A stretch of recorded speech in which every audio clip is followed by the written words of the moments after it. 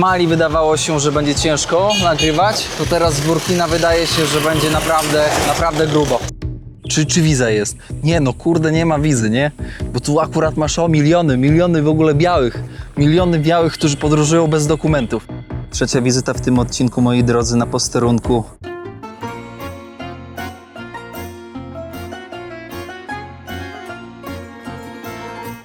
Makona. Witam Państwa serdecznie w drugim odcinku z serii Burkina Faso z Jak to daleko. Jedziemy właśnie na granicę Mali, Burkina Faso, tutaj z koleżką z Gany. Hello brother. One more time. Tutaj koleżka coś się zatrzymuje, więc zostawcie w międzyczasie, moi drodzy, łapeczkę, komentarz i rzecz jasna podajcie odcinek dalej. Tutaj jest parking dla ciężarówek strzeżony, a tutaj koleżka, tutaj pani ziemniaczki niesie na łbie. Na głowie, gościu. Trochę ogarnij się, nie? O, jakiś biznes się chyba kręci dla pana kierowcy, żeby coś przewiózł, że tak powiem, przez granicę. My jedziemy. Zapraszam w podróż. Z tak zwanego przyczajonego tygrysa kręcę, bo tutaj jesteśmy blisko już posterunków. Ryż, sosik, jakieś mięsko. Ciekawe, czy dobre to mięsko jest. Tutaj wam wyjrzę z jednej strony, tu są chłopaki. Talams, uśmiech, mordule. No właśnie. Tutaj dziewczyny robią jedzonko. Tutaj wszystko leży i to mniej więcej tak. Zobaczcie, ile pani ma. Zobaczcie. Wow! Many food! Wow, zobaczcie, ile narobiła szefowa. Kurczę. A? Asalaba. No. Albo ktoś z was, drogie panie, przyjedzie tutaj, nauczy je robić to mięso. To mięso jest takie skapciowate,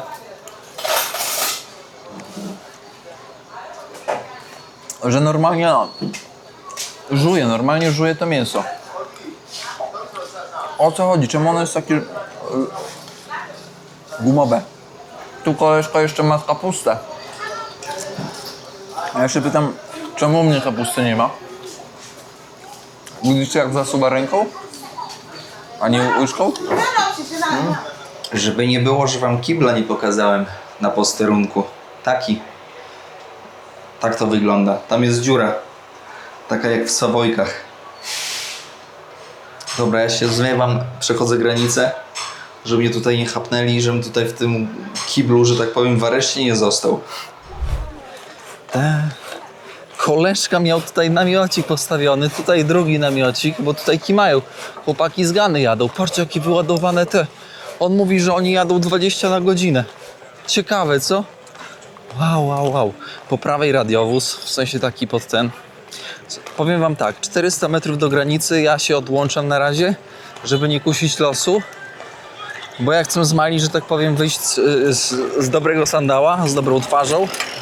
Bez żadnych tutaj przypałów z rana. Bo ja już nerwów nie mam. W moim wieku to już człowiek nie ma nerwów na takie rzeczy.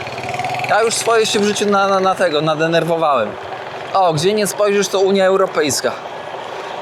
Projekty, szkolno-nieszkolne. Pan z ziemi niczyjej. Tutaj sobie pokręcę, żebyście widzieli gościa, tego generała, czy jak on tam wysoko postawionego, który tak... Ja idę, on machnął ręką, żeby się zatrzymać. Stoję 15 metrów od niego. On siedzi, oblizuje rękę, tak całą rękę wkłada do swojej buzi, bo akurat ręką jadł ryż.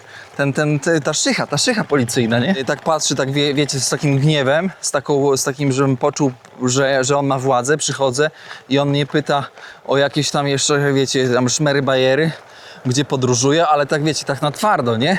Tak jakby, kurde... Jakbym się go miał przestraszyć. A witam serdecznie, witam.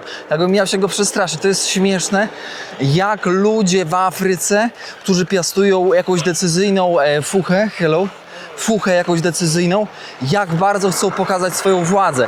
I teraz masz dwie drogi.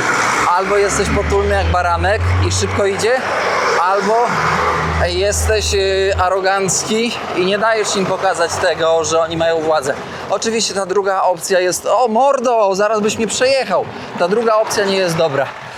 I powiem wam, że ja zawsze staram się być taki, wiecie, potulny na zasadzie, tak, proszę pana, no bo po co ja tam mam stać na tej granicy, żeby jakiś gość, który wkłada sobie rękę praktycznie do tchawicy i prawie płuca dotyka tą ręką pod łokieć, po co on ma się czuć gorzej? Jak on jest królem tutaj, no to niech będzie dalej królem.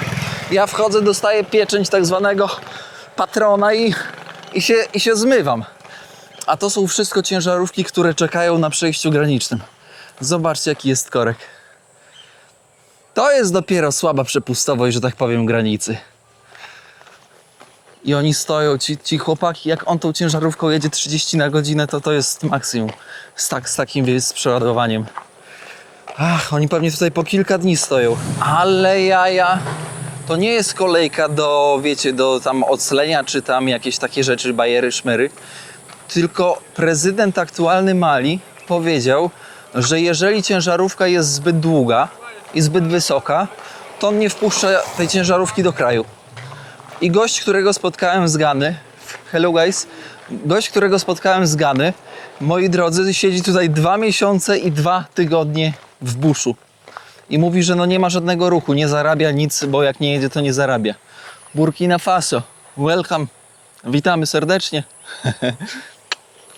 To są miliony dolarów stojące w niepewności, a wokół tego wszystkiego takie dzieciaki.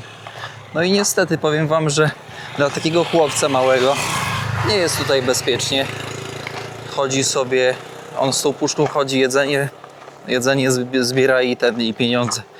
Ale nie jest to dla niego bezpieczne, ponieważ jeżeli oni tutaj utknęli na tak długo, już ponad prawie 2,5 miesiąca, no to wiecie, to też są sfrustrowani, też są wkurzeni na ten cały świat wokół nich. No i to może się dla takiego młodego człowieka źle skończyć. Przykre to jest, bardzo przykre, ale trzeba być tego świadomym. Może taki jest świat. Świat nie jest taki, powiedziałbym, przyjemny, jak wam się niekiedy może wydawać. Świat jest okrutny. Momentami jak patrzę, jak podróżuję, jak obserwuję, to aż ciary mnie przychodzą. Przy wychodzeniu z krajów o łapówkę nigdy nie proszą. W sensie proszą czasami, ale to tak na zasadzie, wiecie, albo się uda, albo się nie uda. Ale jak się wkracza do kraju, to już jest inna kwestia. Ciekaw jestem, czy będzie w Burkina Faso parcie na tak zwanego pieniążka. Mordo, aż mi kamień z tego. Rakieta? Rakieta. Rakieta bus się nazywał, ty. Może z Polski? Nie wiem. Kamień mi wpadł do sandała. No zobaczymy. Ale przyznam szczerze, że w perspektywie dekady to dużo się zmieniło w Afryce. Wcześniej, jak podróżowałem, to częściej były jakieś takie zagadywanki, jakieś takie, wiecie, jakaś taka presja. Teraz wygląda to trochę inaczej. Nie ma tej elektroniki, która by to zarejestrowała, bo to wszystko jest to tak zwany słowo Andrzeja na kartce i na papierze. Brother, are you going to frontier? Jedno trzeba im przyznać, że potrafią pakować. Wszystkie ciężarówki elegancko pościągane, popakowane. Nam jeszcze zostało 1,5 kilometra do granicy. No i spoko. Chłopaki z Gany do mnie mówią: ej mordo, skąd jesteś? Mówię: z Polski. A nie rzuciłbyś tam trochę dolarów? To myślenie. Bonjour, hello, good morning. Good appetit, guys. No, merci. Chłopaki mnie na jedzonko chcieli zaprosić, ale ja idę.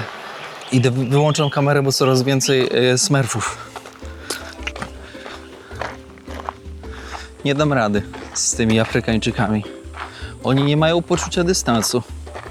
Za ile granica z Burkina Faso? Za 1,5 kilometra.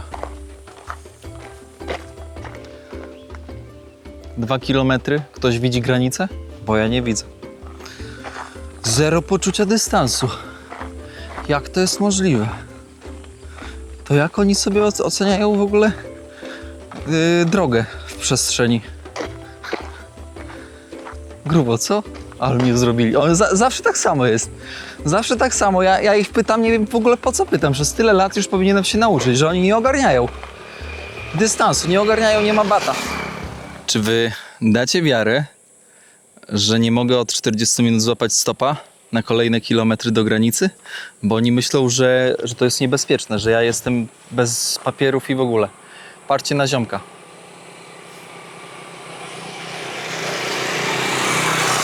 Tak pokazał palcem, że nie można. Mordo, już mi się nie chce iść 3 km. Jest taki upał, że fest. Co oni myślą, że ja przyjechałem tutaj na robotę? Że co ja będę? Będę kasawę pielił? No nie wiem, mango będę zbierał, będę mi wykradał mango bez dokumentów. No nie mam pojęcia w ogóle, co to jest za myślenie. Albo będę orzechy nerkowca kraść. No tak, będę kraść do plecaka orzechy nerkowca. Wywiozę cały dobrobyt Mali i Burkina Faso. Nie wiem skąd... Ale najlepsze jest tak, że jak pytają mnie o te dokumenty. No czy masz dokumenty? Ja mówię, no mam, no. Czy wiza jest? Nie, no kurde, nie ma wizy, nie? Bo tu akurat masz miliony w ogóle białych. Miliony białych, którzy podróżują bez dokumentów. Zobacz, ilu ich jest. Mówię, mordo, ci się chyba trochę schematy pomyliły. Ja cię... Stare przysłowie. Jak nie możesz zwabić Afrykańczyka, to zrób tak. Wszyscy się będą zatrzymywać, moi drodzy. Zaraz zobaczycie, że zaraz będzie przebitka z innego miejsca.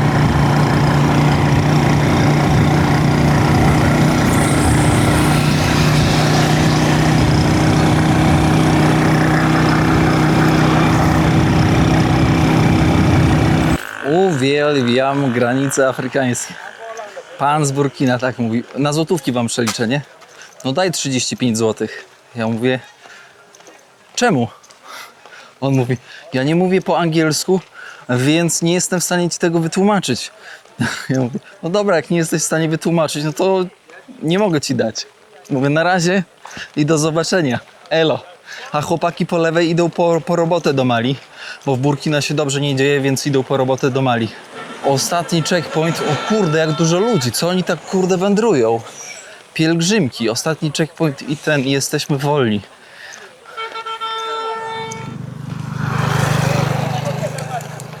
Napiłem się chłodnego napitku.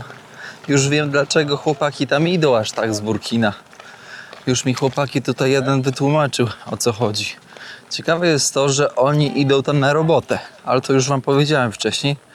I ja myślałem sobie, że w Burkina jest tak źle. No i faktycznie, za kolorowo tutaj nie jest. W ogóle chyba coś tam był, jakiś zamach stanu, takie sprawy na początku roku 2025, więc no jest, że tak powiem, grubo. Ale gdzie oni tam idą, bo to jest ważne. To, że oni idą na robotę, to jest jedno, ale na jaką robotę? To jest drugie. Bo ważne jest to, moi drodzy, że oni idą szukać złota. Szukać złota przeważnie, uwaga, przeważnie w kopalniach odkrywkowych nielegalnych. No bo żeby się zatrudnić u takiego Chińczyka, Gańczyka, Iworyjczyka, czyli z wybrzeża Kości Słoniowej człowieka, Kanadyjczyka, Amerykanina, bo w ogóle tych kopalni tam jest cała masa, no to trzeba coś sobą reprezentować, w sensie coś reprezentować, no mieć dokumenty, mieć jakiś fach, kawałek szkoły, kawałek języka, żeby się dogadać. Ja łapię stopa, bo tutaj potencjał jest ogromny. Hotelik mały, przygraniczny. Chambres, ventiles et climatisation, czyli z wentylatorem i z klimatyzacją. O! Takie figa z makiem i z kurczakiem. Jak tam jest klimatyzacja, to ja w ogóle nie mam wąsa i nie mam brody. Ten ziomek coś z tą laską kombinuje. Co oni kombinują? Ciekawe. Myślę, że jakieś takie rzeczy niestosowne. No i wykrakałem. Ten checkpoint za mną, już trochę już no tak ze 100 metrów jest za mną. Chłopaki mnie zatrzymali, sprawdzają paszport. To cały zawsze tak wygląda, po prostu na kogo trafisz. Gość do mnie mówi, o w ogóle czym jedziesz? No ja mówię transportem publicznym. Czyli tak jak jest, nie? W rzeczywistości. O nie, nie masz motoru, nie masz samochodu, podejrzane, pokaż co masz w plecaku. Wszystko wywaliłem z plecaka, żeby im pokazać. Wszystko po kolei, włącznie z kartami pamięci. Oczywiście wywalone wszystko z plecaka, na prawo i na lewo patrzy, gość otwiera w ogóle elektronikę. Taką mam specjalny, że tak powiem, organizer na elektronikę. No i mu z łap wypadają, wiecie, mikrofon, wypadają kable, wypadają te takie koty przeciwwiatrowe. Ja i tak się wkurzyłem, no bo tak wyciąga to jak nie wiem, jakieś śmieci, leci na podłogę, w ogóle nie reaguje. Mówię, człowieku, mówi tak, wiesz, krzyknąłem, nie? Mówi, więcej respektu do moich rzeczy. Aż on się tak otrząsnął i tam już nie wiedział, co tam powiedzieć, no to w sumie mówi, respekt do mnie, mówi. Człowieku, ja do ciebie mam respekt, więc zachowaj kulturę i respekt do mnie. Kurde, tak nakrzyczałem na niego. Wkurzył mnie, bo nie lubię, jak ktoś rzuca moimi rzeczami jak śmieciem. Popatrzyli, wyciąga gość, wypatrzył w moim plecaku taką tajną kieszonkę, nie? W tej tajnej kieszonce mam takie, wiecie, mam pieniądze, dużo dolarów i w ogóle. On mówi, pokaż co tam jest. Ja wyciągam, otwieram, mówię, proszę. I tak plik tak dolarów, jeb. On tak patrzy. Okej, dobra, już, chowaj. Kurde, no powiem wam, że ciężki temat. Ciężki temat, że to jakoś tam nie ten. Bonjour, ça va? Oui. Słuchajcie, drugi raz mnie gość złapał. W sensie tak zwana intelligence service, czyli tajniak. Tych tajniaków w Afryce jest bardzo dużo. I on mnie złapał. Wróciliśmy na policję. I wiesz, on tam tłumaczy, że w ogóle nagrywam, lipa, w Burkina nie można, trzeba mieć pozwolenie. Lipa totalna, że jest przypał totalny.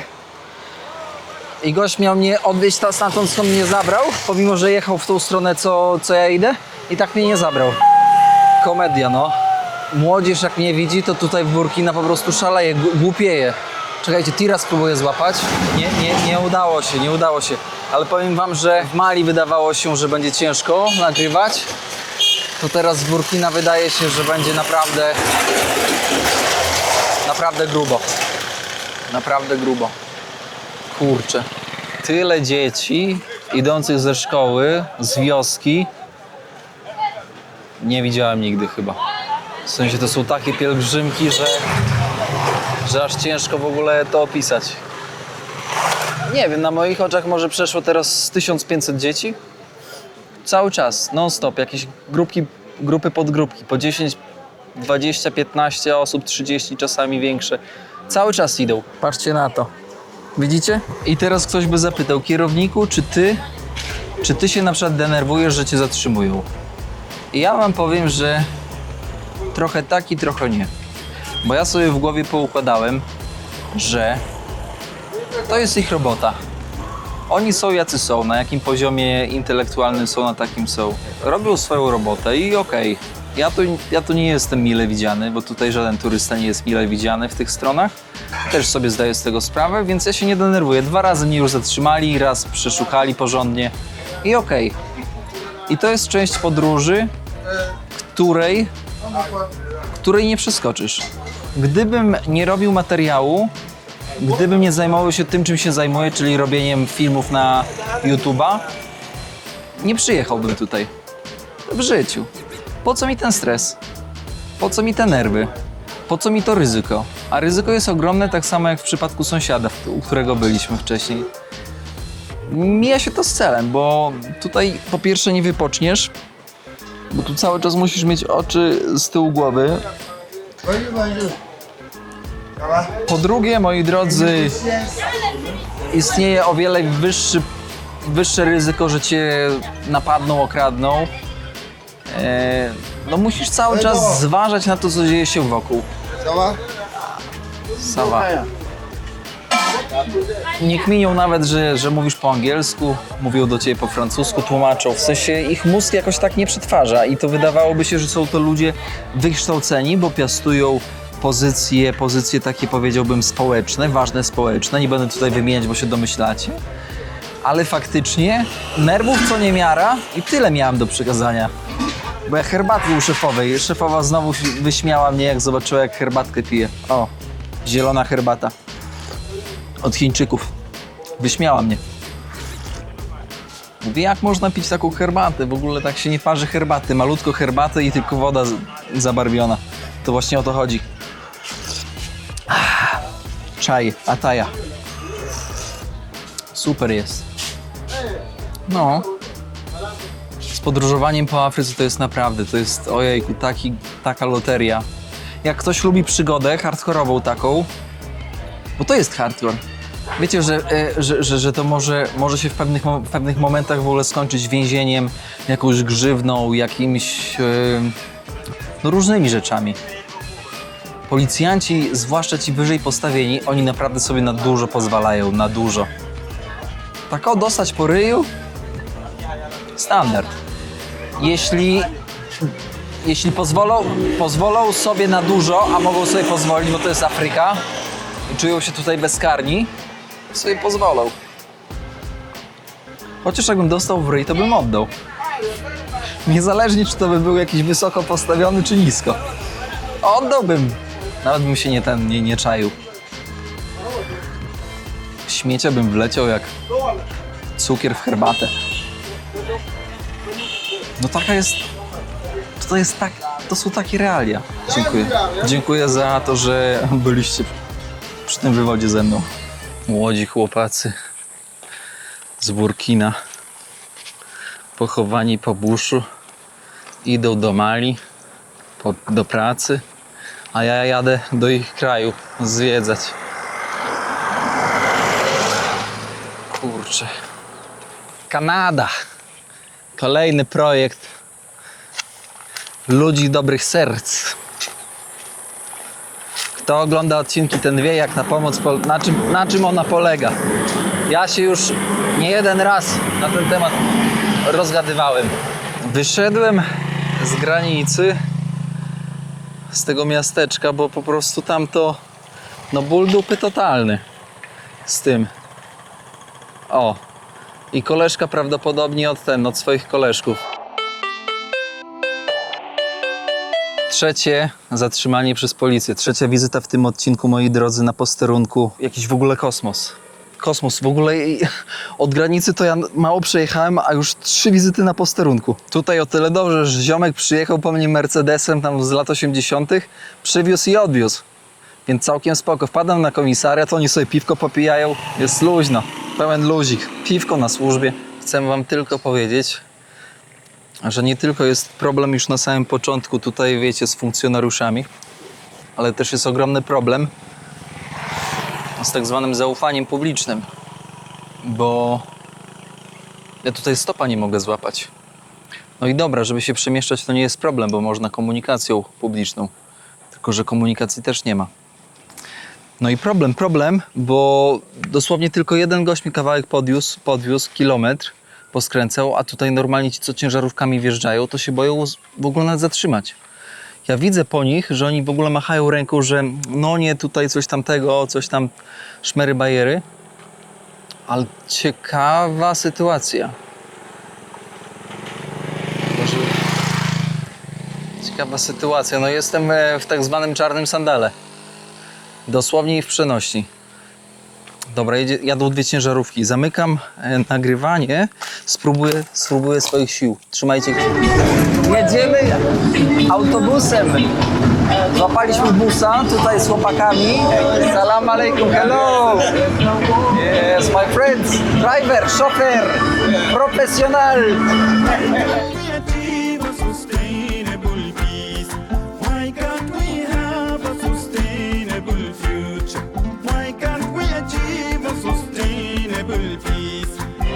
Coś nam się zepsuło tutaj. Stoimy, coś tam się zadziało. Nie wiadomo co. Chłopaki jeszcze tutaj, jak to się mówi, trochę pieniążka na boku zrobią. Przewóz mango. Ale wielkie. Big. Look this. Jak moja ręka, ty. Tym można by było rzucać. Nieźle, co? Jak głowa. Ta-da.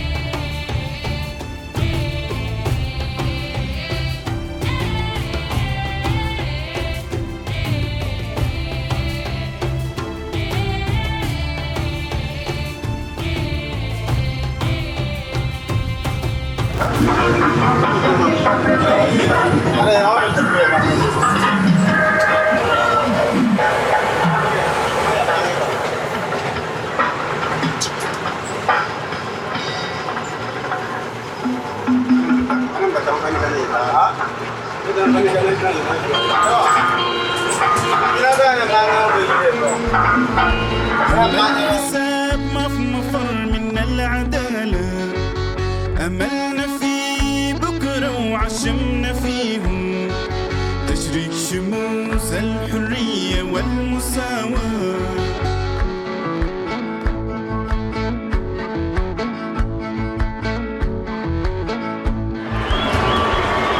Patrzcie, co tu się wydarzyło. Patrzcie, jaka ulewa. Ja cię... Ale ulewa.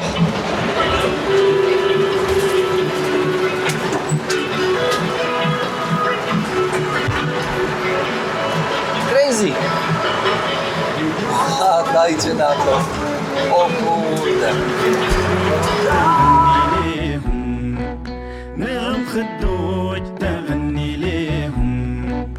تترجى القمرة ترجع بوهم تترجى القمرة ترجع بوهم تقش الدمعة وتنوم فيهم حكاوي الفرحة وتشوف للنجوم حال الغلابة يا غلابة صبروا.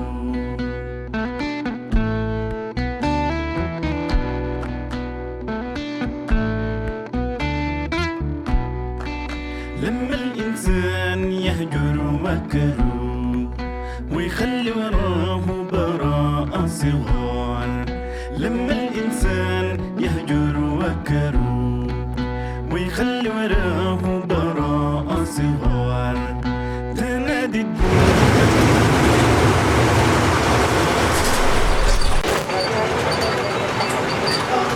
Jesteśmy w Bobo. Nie wiem, na ile mogę sobie tutaj pozwolić, ale kończę odcinek, bo no właśnie nie wiem, na ile mogę sobie pozwolić. Moi drodzy, słyszymy się w kolejnym odcinku. Pamiętajcie, żeby zostawić łapeczkę, komentarz i rzecz jasna podać odcinek dalej za ten pod. I coraz częściej jestem bardziej przekonany, moi drodzy, do tego, że Afryce nie powinno się pomagać. Ale ten temat jeszcze rozwinę. Dziękuję bardzo za uwagę i pozdrawiam serdecznie. A ja próbuję walczyć z przeciwnościami losu. I have learned that no one else can carry this load. It's a train where I'm the only passenger on board. Oh, there is beauty to enjoy on this road. But even so, I still feel that